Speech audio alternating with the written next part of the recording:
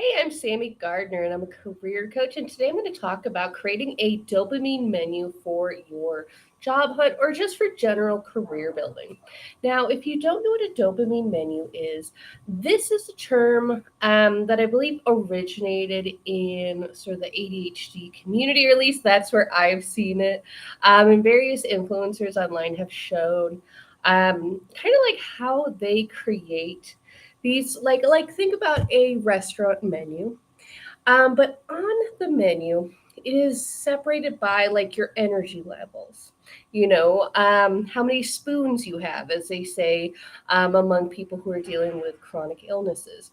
Now, if you have like a lower energy day, the dopamine menu, and this can like take on a variety of forms.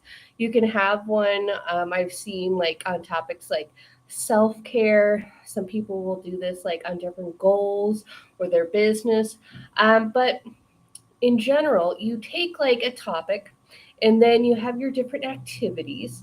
And then, depending on how much energy you have that day, you're going to pick from the menu. So you can, even on those sort of like lower energy days, you can still make some progress on your goals. So, for job hunting, one thing that I know that if you've been on the job hunt or if you're just trying to build your career because you're a new graduate or a career changer, it can feel so stressful. It can feel like there's so much to do, that you have like a never ending list, and you're not really getting those like little bursts of happy chemicals when you've accomplished something, because so often it feels like the end goal, which is oftentimes getting that new job or getting a promotion, um, it feels so far away. So, a great thing about incorporating a dopamine menu into your job hunt or into your career building strategy, which I really recommend, even if you're not actively job hunting right now, even if you don't foresee possible, issues on the horizon with your company, like a layoff in the future, I really recommend that in the new year, you really think about how you can just do things to boost your brand. And I don't mean just randomly posting on LinkedIn, but like thinking about your network, your reputation, the projects that you make, getting your resume updated, looking at old performance reviews, really just taking a deeper look at your career and your career goals. Because I know plenty of people who are working in jobs that maybe at one time was their dream, but at this point, maybe the flavor is gone. Maybe their passion for that path has gone away. Maybe they realize, hey, I'm a little older. Maybe I have more responsibilities. I want to have a job that is going to be able to provide for my family a little bit better. Whatever your situation is, in this next year, I really recommend just taking a bigger look at kind of where you're going and where you want to go. Because one of the things that I've noticed as a career coach, and I've been doing career coaching for the last 10 years, is that so often people really just kind of ignore stuff like, you know, maintaining their personal and professional networks, um, keeping up to date on their like achievements at their job, saving bits of their work samples, updating a portfolio if that's relevant for your career.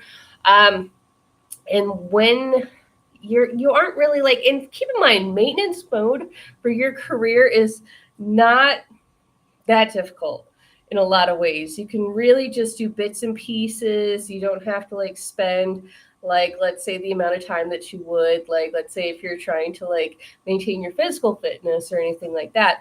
But having like a little touching base with your career and what you're doing, that means that if, you know, knock on wood or knock on Sasquatch right here, like if you do deal with a layoff or there's some sort of change in your career, you can really hit the ground running. In fact, one of my clients this summer, she'd kind of seen the writing on the wall. about where her company was going, and she was like, okay, like my intuition and just my sense of being able to see things is telling me that like it's, you know, my time here is going to draw to an end. So we got together, we made a game plan for her. So when the time finally came and she knew that like she was being pushed out, like she was very calm. She had a plan. She was working on like her different some because she was very multi-passionate. She actually recently released a Christmas coloring book because she's always wanted to do that, and she got into like a new contract, and she's really been able to pursue like different avenues in her career that she just didn't get a chance to when she was a creative director at a growing company. So when I say that you don't need to necessarily be job hunting right now, I mean it. You even don't need to have a situation like her. It's better to have yourself ready just in case something happens. And that way, I know that it can be really difficult after, the last couple of years to want to actually make like a 5-year plan or 2-year plan or even just a 1-year plan. But it can really help you in the long run just to know like where you're going, what you want to do. And this is really helpful for folks who maybe like you have like somebody reach out, like a recruiter or a friend or something like that, and they want to refer you to like a great new job. If you already have a resume ready, you can just toss that over to them and maybe, upgrade your lifestyle in a big way. Now, that's a little tangent, but I wanted to just start the conversation on why this dopamine menu can be just helpful for whoever you are. And for those of you guys who like bullet journaling or other forms of journaling, this is actually going to go really great with your journal. Now, I'm going to share my screen to just give you an example and some ideas of what you can put on your own dopamine menu. So, I'm using a free program called Canva. Now, for those who don't know, Canva has so many different, it's a graphic design program. It has so many different templates and stuff like that. You can save as like a PDF. You can save like in, put this in like on your LinkedIn or whatever. Like you can do whatever you want because honestly, once you like download this, you can put in all sorts of different formats. Now, what I did when I designed this one, and I'll go through this a little bit more, but if this is not your cup of tea, you can of course make it like less pink and floral, like whatever you want. But originally, I looked on the sidebar when you sign up for LinkedIn, you can actually check out different designs. I literally took a menu template from like an actual restaurant or bar to make this. You can like, of course, like freewheel it. One of the nice things about Canva is that you can design different shapes and stuff like that. You can put text. It's all drag and drop.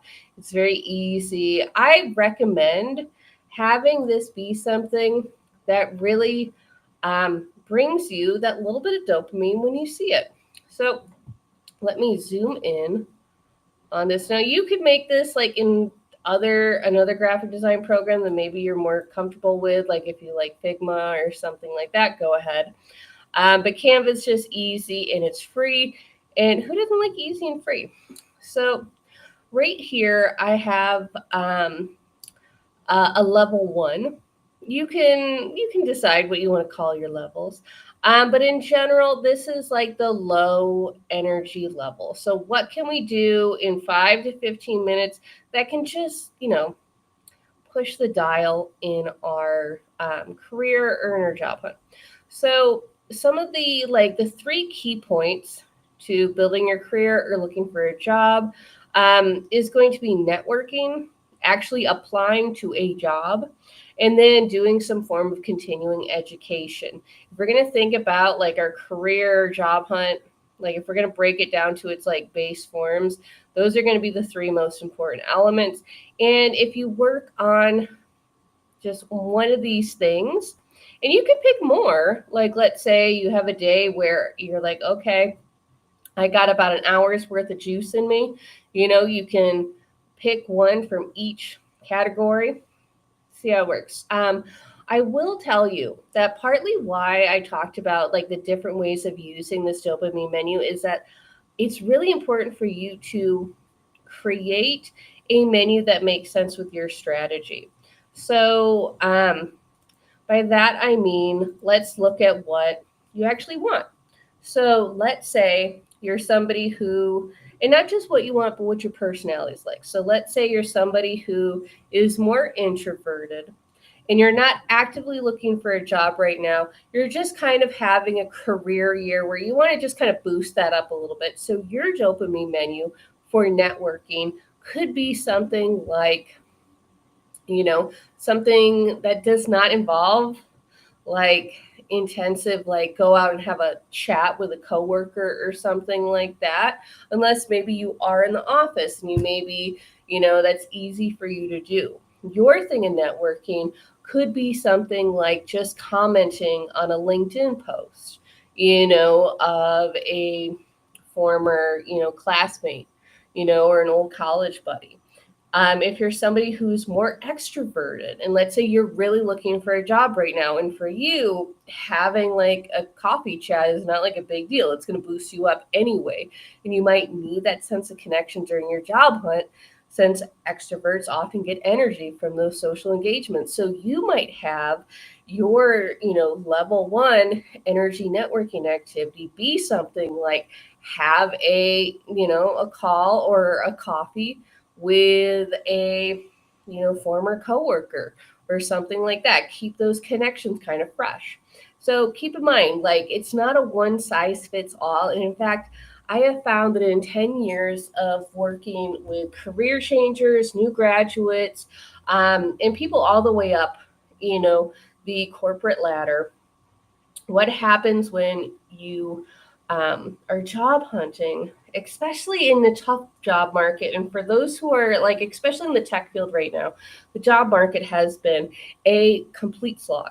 So when you're in a slog, you're riding the struggle bus, it's really easy to just do random stuff because you saw it, like, I don't know, you saw an article in Forbes, or you saw like a TikTok video from a recruiter, and you're not really thinking about how do all these different tactics, how they actually work for my goals, my personality, and what makes sense for my lifestyle right now.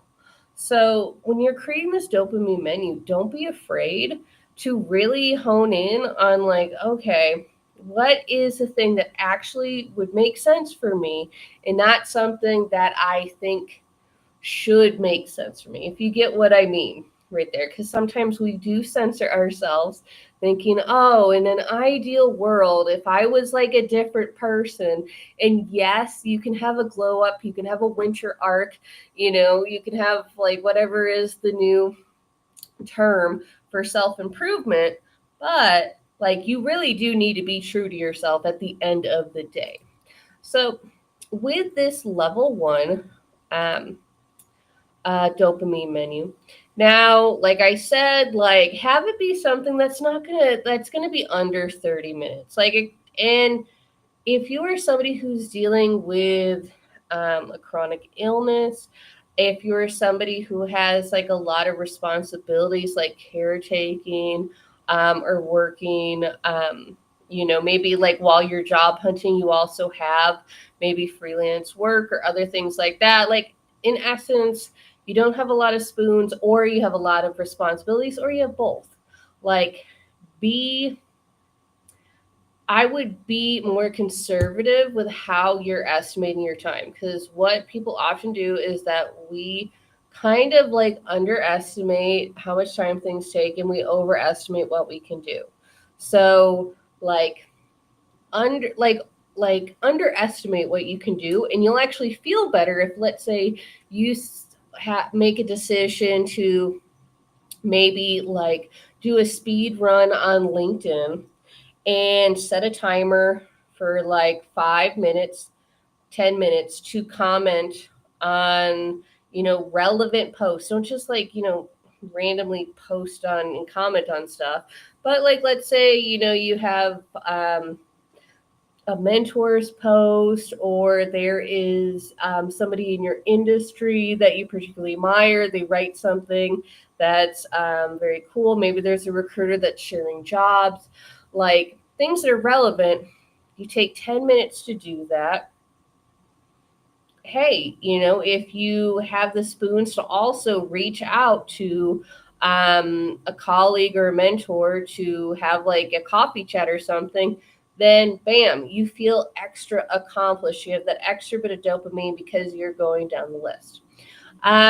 I also have, like, when it comes to continuing education, um, I really feel like this can be important for folks to feel like they're working on their skills, which, if you are like in tech or digital marketing, um, or one of those fields where there's always something new, this is going to be helpful for you. So if you do get invited to an interview, you'll be able to talk about the latest trends or events. And if you're somebody who's just in your career, but let's say you've been in a job, same job for a long time, one of the things that's really good about doing this sort of continuing education is because you keep brushing up on your skills. And that can be something where you might get an idea for a new project that can, make you look good at work, maybe lead to a promotion. Now, with this section on applying to a job, why I put join a staffing agency's talent pool or email an application to a talent pool job is because oftentimes, like, if you're part of like a talent agency, their applications really don't take very long. A lot of times it's just like it's going to be compared to like, applying to a major company like Amazon or Walmart or something like that. Like, a staffing agency is going to seem real minimal. And if you don't know what companies are legit staffing and talent agencies, shoot me a comment or a DM. I can send you a list. But usually, like, once you're part of the talent agency pool, like, they send you job leads actually, that you can curate in like a weekly digest oftentimes. And many times when you look at the actual jobs on the staffing agency, like, you just send, like, you email a resume, so it's not going to take as long as maybe some other job applications. So one thing that I will say when it comes to job applications nowadays is that there are a number of um, what are called like ghost jobs. Sometimes they're called junk jobs. Now, these are positions that are not actually jobs because a lot of times companies may buy up a bunch of different slots in a job board, and the job board will just repost some of their jobs if they don't fill up all those slots, because companies will just like book like a package deal, of, oh, we'll buy five because it's like cheaper that way as opposed to individually. Sometimes they'll also just post these jobs just that they don't have any intention of actually filling, just to see what's going on in the market, to see what the talent is like, to collect resumes. This is super common. And if you are at the point where you're like, okay, I really, like, my energies are low. And I think everybody needs to be very mindful about their, like, how they're just spending their time, how they're managing their time, their energy. It doesn't matter if like you're like a little bunny and you're just hopping along every day. And that's just you have so much energy all the time. Um, Not everybody's like that, but I've definitely met Energizer Bunny types like that. However, even for you all, like, watch your time, watch your energy, because you could just be burning out and not even realize it till years later. I say that from experience. So be mindful. And that's why if you look at the second level of my dopamine menu on here, um, I put for applying to a job, apply to a job at a company website. If you apply to a company website, you're going to minimize not just your risk of applying to a ghost job, but also like dealing with a job scam. So that's a little disclaimer. I wish we weren't at this place. But unfortunately, there are too many scammers out there that are taking advantage of people. And also, to be frank, too many companies. Not every company does this, to be sure, of course not. But there are companies that do, and enough where, like, why waste your time? Now, speaking of the second level, this is something where it's like 30 minutes, an hour, maybe up to 90 minutes, something that you can really bang out essentially over like a long lunch break, maybe. So, in these each category, I say pick one, but honestly, like choose your own adventure. But for this, I have like things like for continuing education, take a short form course. Now, if you are in the US, and I assume other countries as well, but I'm most familiar with the US, and you have a library card, most of the time you will have access to a bunch of free courses.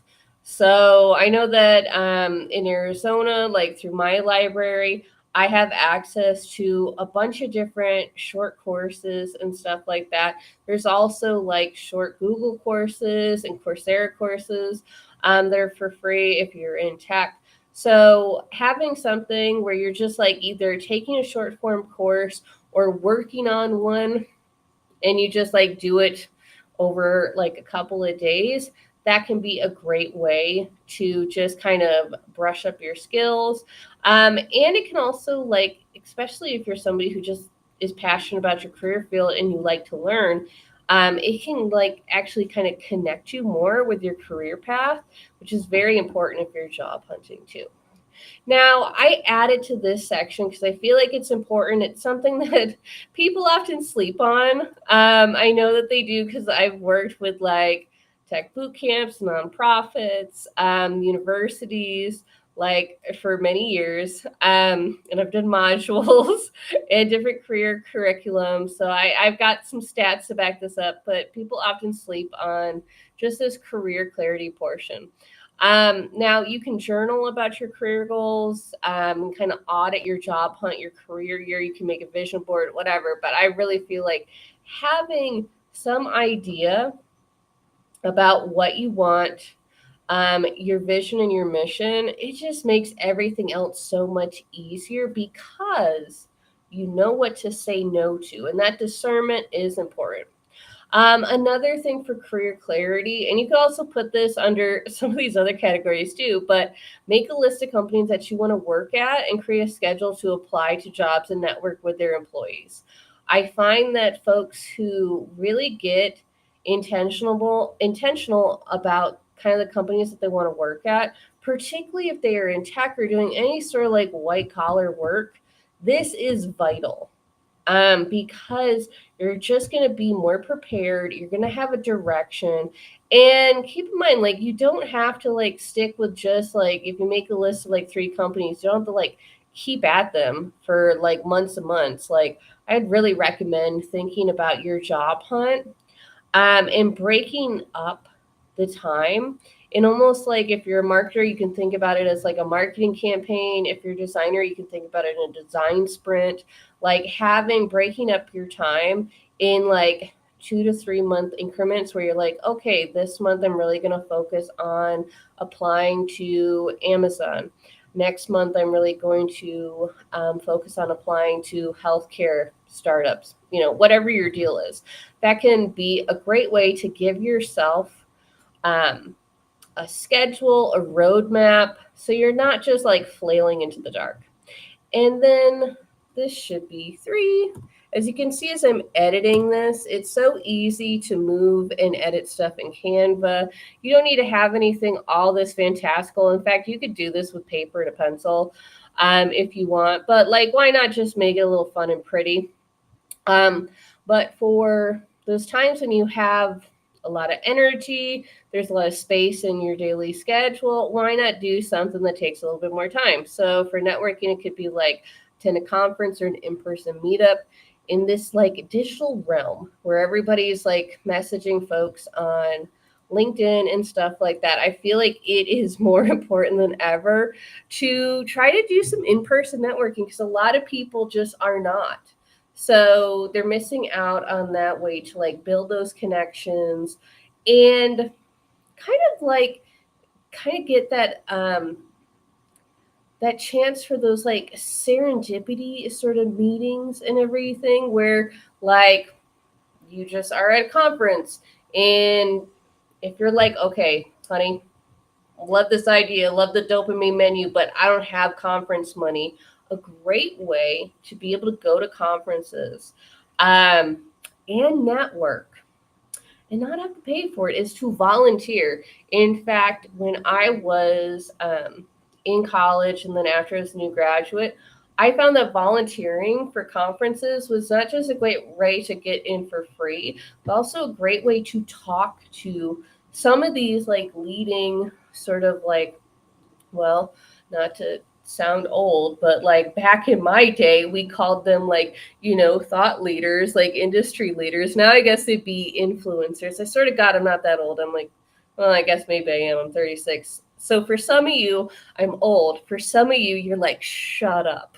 But either way, like being able to like, let's say volunteer and then helps like a speaker, before and after their workshop that gave me a lot of face time to talk to that person. So don't sleep on volunteering at conferences. Even if like you theoretically could afford to go, a lot of conferences, they don't make money. A lot of these professional organizations are really kind of run through love of the game. So being able to volunteer and help out, and this actually goes for meetups just in general. Like, let's say you have a local co-working space that you like, volunteer to like, help them if they have a lunch and learn series, suggest like an in-person meeting topic. A lot of co-working spaces, in chamber of commerces and, local business leagues, they need people who are active. And oftentimes with these networks, you kind of get what you give. So those are some ways where if you have an afternoon, why not, go out and see who you can meet. That's a great way to get out there. It's also a good way to kind of get jazzed about your field. Of course, if you're kind of an introvert like me, you're not going to be that person who's going to be so fresh at the end of like a 6-day conference. I did that once. And this was in like the middle of my 20s where theoretically I had more energy and I was completely zonked by like day like I think it was like day 3 I wanted a high, day 4 um like I really had to like wing it and phone it in by day 6 like I was practically like nonverbal. Like I was like I want to get on the plane and go home now. Now, when it comes to applying to jobs, just like literally go out there, do like a tomato timer, do a couple of sprints, and just apply to a bunch of jobs in a row. My tip for this to really batch work this in the most efficient way is to apply to very similar jobs. So don't be, somebody who's like applying for here's like a product designer role. Here is a UI designer role. Here's a graphic designer role. Here's a content designer role. Because those are all, while they are under the design tech umbrella, so there's some similarities perhaps. They are also jobs where your cover letter, your resume, your value proposition, well, they're all going to be different. If you just like take like an hour or two to apply to 5 um, content design jobs in a row, yes, like you're going to have some differences because each company is different, like depending on your cover letter and stuff like that. But you're not going to have the same like you're not going to have to do so much switching in your brain between different you know, roles. And also, like if you apply to a bunch of jobs in the same industry, so let's say they are 3 to 5 content strategist roles for, software as a service companies, then right there, like, no, you're not writing necessarily the most identical um, cover letter or anything like that, but you're really getting close. You don't have to like force your brain to, switch gears as much. And that way you can get into a flow a lot easier. And then another tip is like, now you can have personal branding to any of this. If you want like personal branding, like sometimes people think just like posting on LinkedIn could be personal branding. But what I would suggest for a lot of different folks, particularly if they're in like a tech or creative field, is to have some sort of portfolio with work samples. If you think about it and you're like, whoa, that's a little out of my budget. Canva actually, I keep going back to this. I swear to God, I'm not sponsored by Canva. I just use it a lot. But they do have a free website maker. So if you're somebody who needs a low code, low or no cost option, you can create something really quickly in Canva in an afternoon when you have all the spoons and all the energy to do so. So that's a little introduction to dopamine menus. I don't want this to be an overly long video. I showed a little bit, like just a peek of what you can do with Canva, but I also didn't want this to be like Canva dominated. Maybe another video I'll show you what you can do with Canva with your job hunt. I will say I don't necessarily recommend it for resumes because graphic design softwares don't always play well with all different types of applicant tracking systems. However, there's a lot of different things that you can use it for, including making a portfolio and your dopamine menu. So I'd be really curious to see your dopamine menu, what you would have on it. And like I said before, have this be a document that is true to you and your goals and your skills. We're getting towards that time of year where, like, if you're like me and you like to journal, take a journal. The Bigfoot is optional, but I feel like, he adds a little je ne sais quoi to the proceedings and just kind of plot out, like, where you want to go, some goals, some ideas. If you're very visual, make a vision board. If you're an audio processor, like talk to a friend. If you're somebody who really likes ChatGPT, I don't know, like go in and ask the bot what they think. So I hope you enjoyed this. Share your dopamine menus with me. I'd be very curious to see them. If you want a link to my template or if you want to know more about different legitimate staffing agencies, let me know. Hit me up with a comment, and I'd be happy to share those resources with you. Have a good one.